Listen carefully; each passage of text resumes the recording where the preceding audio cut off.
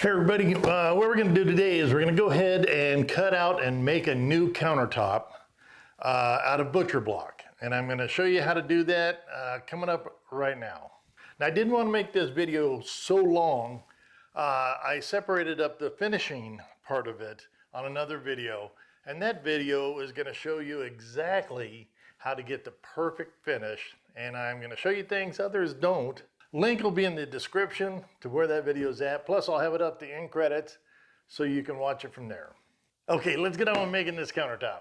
So why would you want to change out your old laminate top for a Butcherblock top?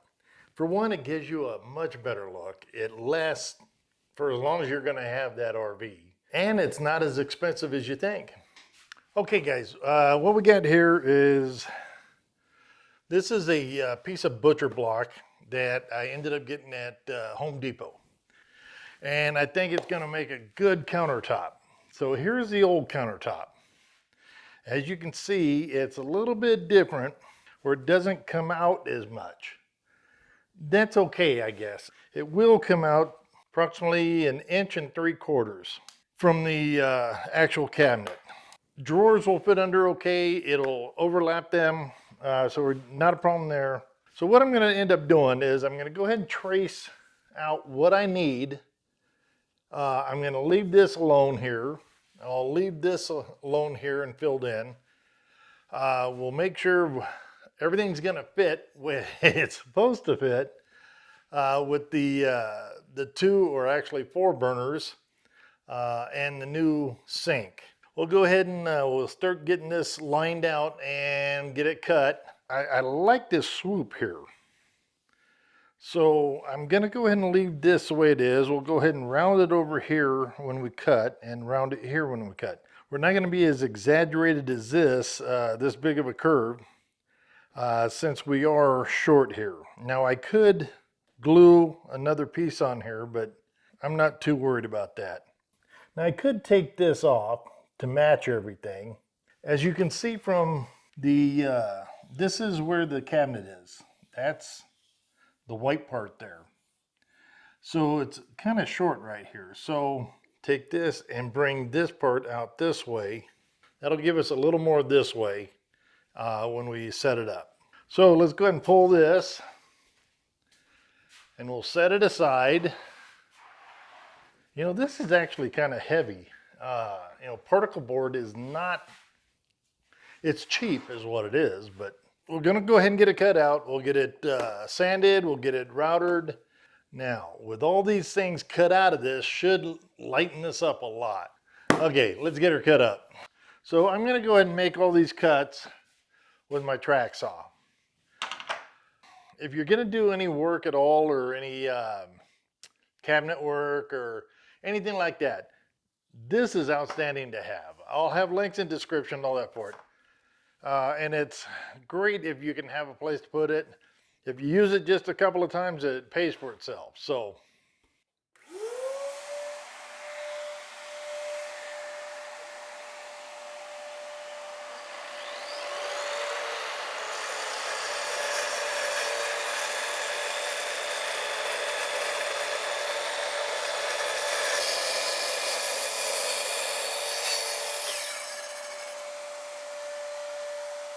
and there we go. What I did want to show you also is, remember when it's up like this, the blade is cutting this way. So you're going to get a little tear out. So if this is going to be your finished side, that's real nice. The blade going into it doesn't give you that, that tear out at all. So.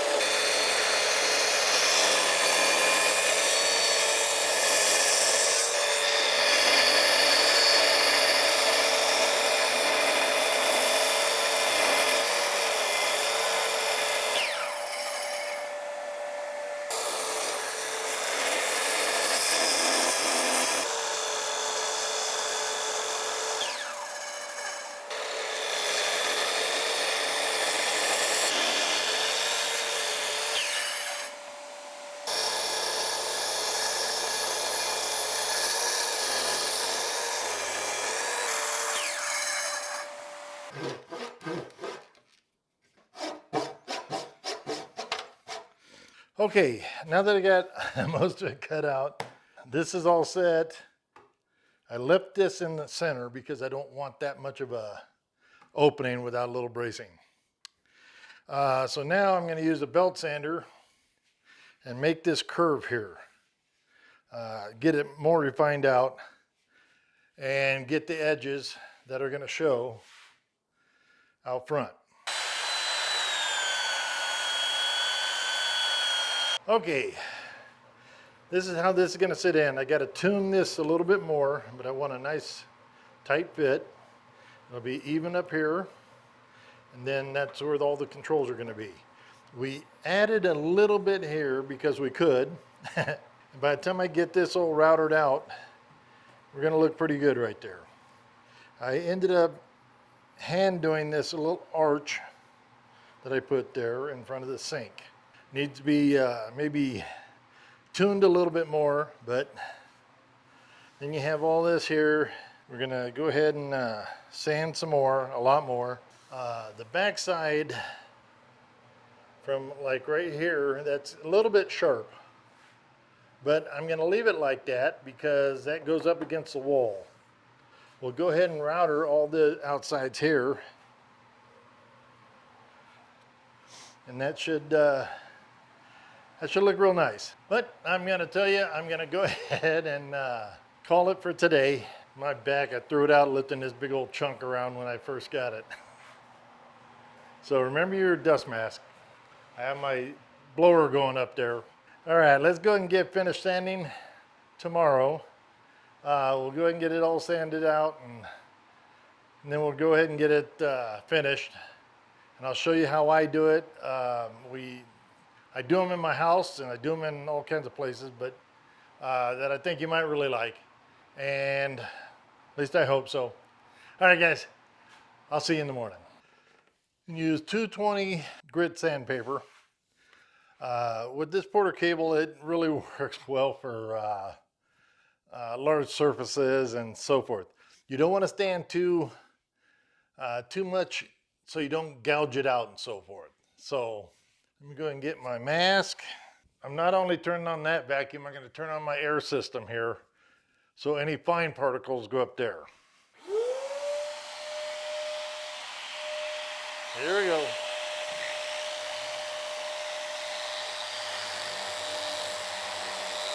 Okay, real quick, when I do my final sanding, I'm going to go like this with a pencil, just like that. And I do it all over. That way I know exactly how deep it needs to be sanded and so forth. It just kind of gives you a better surface when you can see what you're sanding, where you're sanding.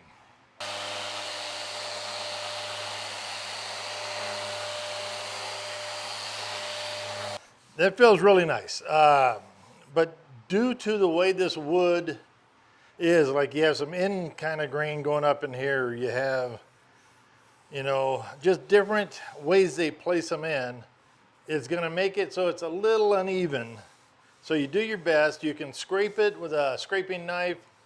I don't think you need to do that, but when you start putting on polyurethane and all that, it will really you'll start seeing it smooth out a whole lot more. So let's go ahead and turn it over and we'll sand the bottom. Okay, now we're going to go ahead and set this in. I know it's a lot of work, but setting this in to see and make sure all of our marks are where they need to be.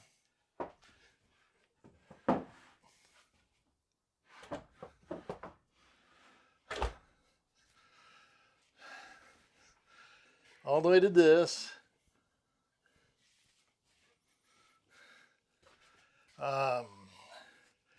But see, here's what I wanted to do,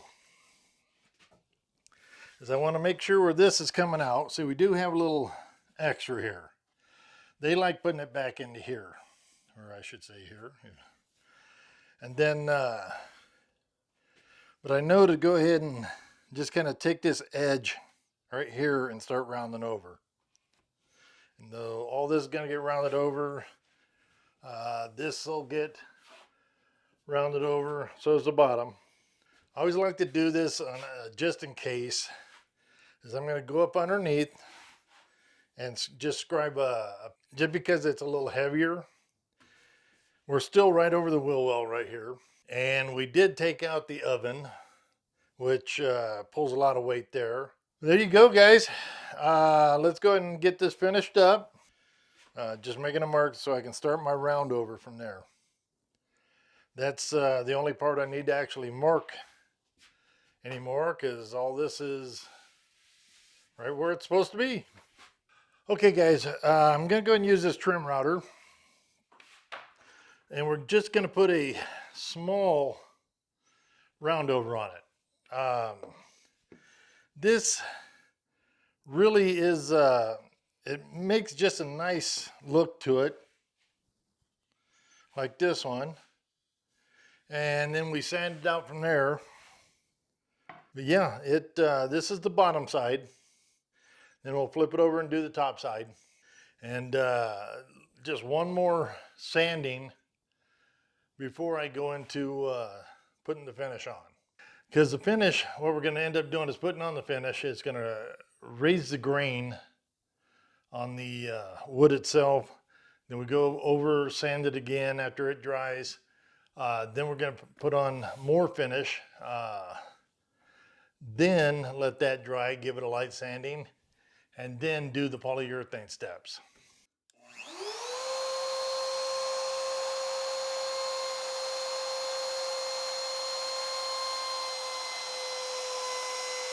Then I like going over it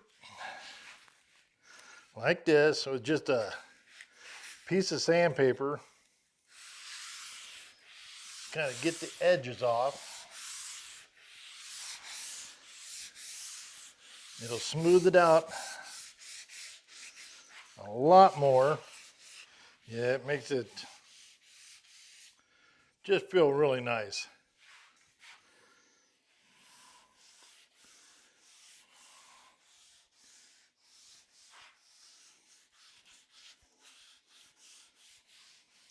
It makes it have just a nice soft corner. Really makes it look nice and smooth. And there we go.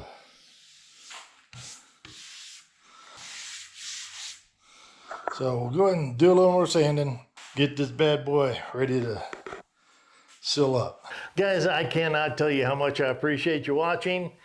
If there's anything you need, any questions I can answer, please put them in the comments or send them by email like you have been. I'll answer either one. And also, if you like this video, please give it a thumbs up. I do appreciate it. Everybody on YouTube appreciates it. Along with subscribing. Hit that little bell notification. You get a little notification that says, hey, Jim made another video.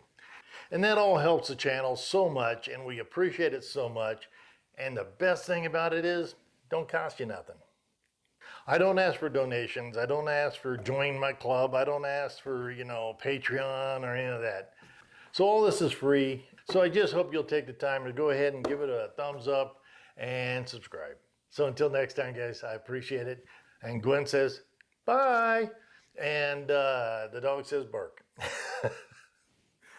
All right, guys. Hey, I'll see you on the next one.